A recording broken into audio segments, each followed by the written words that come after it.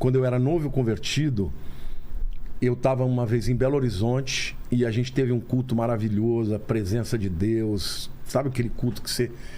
Aí eu fui deitar e falei, Deus, eu queria tanto ver um anjo. Porque eu vi muita gente testemunhando. Que... eu tenho medo. Eu estava lá deitado e eu, Senhor, eu quero ver um anjo, eu quero ver um anjo, eu quero ver um anjo, eu quero ver um anjo, Senhor.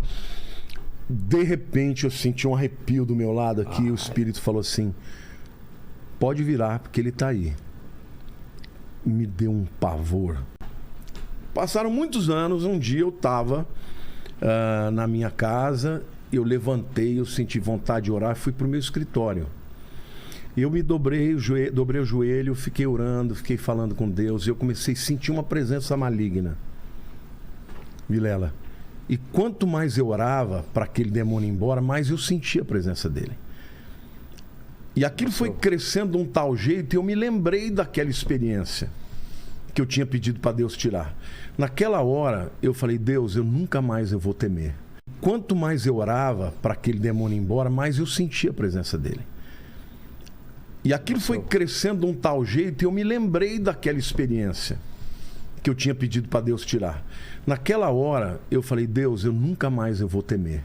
Porque eu sentia que, por trás de mim, anjos de Deus estavam, mas eu sentia que na minha frente tinha um demônio. E que estava rolando algum tipo de E eu comecei batalha. a orar. Quanto mais eu orava, mais eu sentia a presença dele. Porque os anjos estavam ali comigo. E eu já vi outras vezes anjos em que, de relance, que eu chego num lugar, eu olho, eu vejo a presença dos anjos, mas de relance. Não assim, olhando como eu... Daquele lá, eu abri o olho e ele estava na minha frente. Era um demônio, eu lembro até hoje do olho dele, amarelado, uma pele toda encoraçada, cravejada de brilhantes. Era um principado. E ele falou com uma voz rouca comigo, uma voz grossa, dessas guturais, e começou a falar comigo. Eu entendi o que ele falava, eu falava em língua estranha, ele entendia o que eu falava. Começou a falar comigo desse jeito, cara. E eu comecei a repreender, eu falei, eu jamais vou te servir, eu sempre vou servir a Jesus, eu sempre vou servir a Deus. Comecei orando, falando, e eu sabia que eu estava dizendo isso, e ele me tentando.